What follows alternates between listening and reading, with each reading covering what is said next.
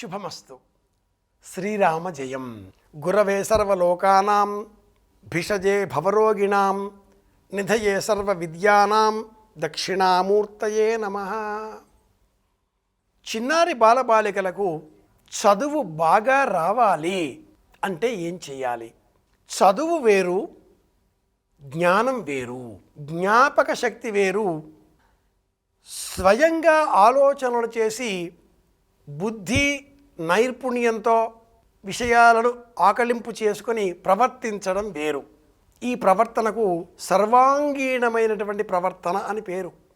అంగీకారయోగ్యమైనటువంటి విధి విధానంలో మన జీవితాన్ని గడపగలగడం ఇది ముఖ్యం. ఈ విధమైన వరాన్ని మనకు అందించే దైవం, చదువును ఇచ్చే దైవం అనగానే అనేకులు సరస్వతి అంటారు, గణపతి అంటారు, హయగ్రీవుడు అంటారు. కానీ దక్షిణామూర్తి నిజమైన సమస్త విద్యలకు ఆధారం. విశ్వందర్పణ దృశ్యమాన నగరీ తుల్యం నిజాంతర్గతం పశ్యన్నాత్మని మాయయ. నీ ఆత్మను నీవు చూడు. జ్ఞానం, జ్ఞేయం అన్నవి తెలుసుకో. అప్పుడు జ్ఞాని ఎవరో కూడా తెలియవస్తుంది. దృశ్యం తెలుసుకుంటే ద్రష్ట తెలుస్తాడు. ఆ దృశ్యాన్ని చూచే మూలహేతువు కారణం ఏమిటో కూడా తెలుస్తుంది. తామస రాజసిక గుణాలను నియంత్రించుకోగలిగితే సత్వగుణోపేతంతో ఉన్నప్పుడే మనకు దక్షిణామూర్తి నిజమైన స్వరూపం అవగతమవుతుంది. గురువారం నాడు స్మరించవలసిన దైవం దక్షిణామూర్తి. మహ్యం మేధాం ప్రజ్ఞాం ప్రయచ్చ నమః. స్వాహ శబ్దంతో మంత్రాన్ని గురువు చేత మంత్రస్వీకారంగా పొందినవారు జపం చేయాలి. గురువు చేత మంత్రస్వీకారాధికార యోగ్యత లేనివారు, గురువు చేత మంత్రం పొందనివారు నమః అన్న శబ్దాన్ని జతపరిచి జపం చేసుకోవచ్చు. అప్పుడది భక్తి మార్గాన్ని అవలంబిస్తుంది. మహ్యం మేధాం ప్రజ్ఞాం ప్రయచ్చ నమః. దక్షిణామూర్తిని స్మరించే కొలది ముందు మనకు కలిగే పరమ ప్రయోజనం ప్రశాంతంగా కూర్చొనగలగడం. తీపి పదార్థం తినాలి, పసుపు రంగులో ఉండే దుస్తులు ధరించాలి లేదా తెల్లని దుస్తులు ధరించాలి, గంధం బొట్టు పెట్టుకోవాలి లేదా భస్మమాల ధరించాలి, జపమాలికని గళసీమలో వేసుకోవాలి, జపాన్ని సాధన చేసే నిమిత్తమై చేతిలో ఒక కరమాలికను వినియోగించి కానీ మరి ఒక జపమాలికను స్ఫటికమాలికను వినియోగించి కానీ శివనామస్మరణ దక్షిణామూర్తియే నమః నామస్మరణ జపం చెయ్యాలి. మౌనంగా ఉండాలి.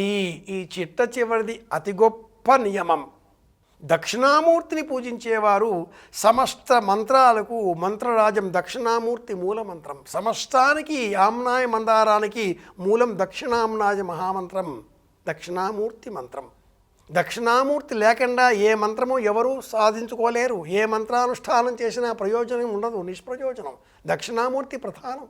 అలాంటి ఆ దక్షిణామూర్తిని స్మరించడం ఎలా అంటే మౌనంగా. మౌన వ్యాఖ్య ప్రకటిత తమ్ముడు ఆ దక్షిణామూర్తి కనుక దక్షిణామూర్తిని స్మరించేవారంతా అన్నింటికీ ఇలా తల ఆడిస్తూ ఉంటారు. దేనికి తొందరగా స్పందించరు. వినాలి, తెలుసుకోవాలి, ఊరుకోవాలి. అన్నింటికీ మనం సిద్ధం సుమతి అంటూ సాధించే నిమిత్తమే వాదించే నిమిత్తమే రంగంలోనికి దిగితే కయ్యానికి కాలు దువ్వితే ఎదుటివారికి మనము సమానమైపోతాం. ప్రామాణికత ఏముంటుంది? స్మృతి ప్రత్యక్షమైతిహ్యం అనుమానశ్చతుష్టయం. పూర్వపక్షం చెయ్యాలి. ప్రామాణికంగా ఒక అంశం ఇరుపక్షాల వారికి చెందినది ఉండాలి.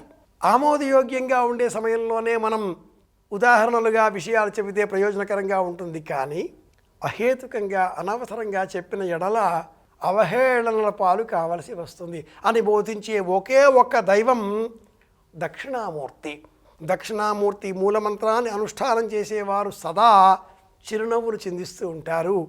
దేనికి తొందరపాటును ప్రదర్శించరు. తొందరపాటును పోగొట్టుకోవాలి, కోపం పోగొట్టుకోవాలి, ప్రశాంతంగా ఉండాలి, చిరునవ్వులు చిందిస్తూ ఉండాలి, అందరి క్షేమం కోరుకోవాలి అంటే దక్షిణామూర్తిని స్తోత్రం చెయ్యాలి. తెలుసుకున్నాం కనుక పాటిద్దాం. అందరి క్షేమాన్ని కోరుకుందాం. మళ్ళీ కలుసుకుందాం. శుభమస్తు. శ్రీరామ జయం.